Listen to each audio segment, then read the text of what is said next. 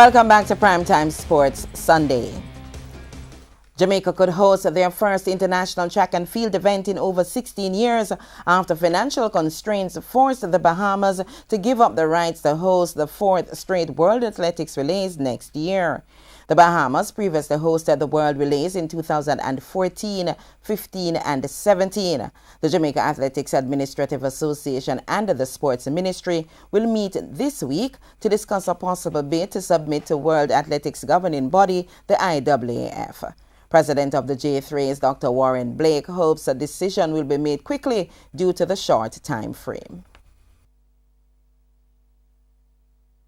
Time is really of an essence here. We have a tentative meeting set down for early next week with the Sports Ministry to discuss the matter in its entirety and for a decision to be taken. But I suspect the IAAF would need a decision certainly before the end of this month, because as you know, the World Relays are held late April, early May, and that gives us just about 6 months of planning.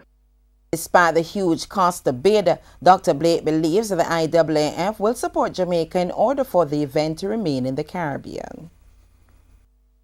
We are thinking somewhere in the region of $7 million US to, the bond that the government will have to put up to the IAAF. But like I said, the IAAF is putting a package together, to see that Jamaica can hold it.